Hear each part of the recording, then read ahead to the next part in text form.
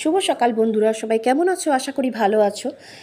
আমি এবছরের রথ কিন্তু কয়েকদিন রেখে দিয়েছিলাম। রথের ভোগ আমি উল্টো রথের পরেই দিই, কিন্তু এবার কদিন রেখে দিলাম তার কারণ গুরু পূর্ণিমা এসেছিলো সেই জন্য।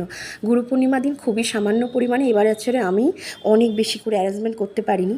বৃষ্টি আর বৃষ্টি আর বৃষ্টি, ওই জন্য খুব সামান্য করে জগন্নাথকে একটু ভোগ দিয়েছি, সাথে আমার ঘরের ঠাকুরও একটু ভোগ পেয়েছে। খুবই কম আয়োজন, খুবই সামান্য আয়োজন, ভোগ নিবেদন করেছি।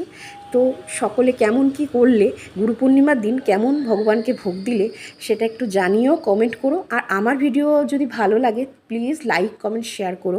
আর আমার পাকা বুড়ি টাকলু হয়েছে কদিন আগেই, তোমরা দেখেছিলে একটা ভিডিও, এর আগেও ছেড়েছি। তো কি কান্না, সে কি কান্না, লেহেঙ্গা পরে কেন টাকলু থাকবে সে?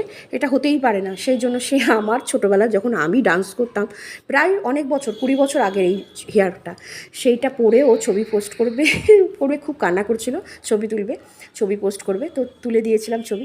দেখো আমার ভগবানকে ভোগ দেওয়ার আয়োজনটা কেমন হয়েছে, সবাই কমেন্ট করে জানিও। সবাই ভালো থেকো, টাটা।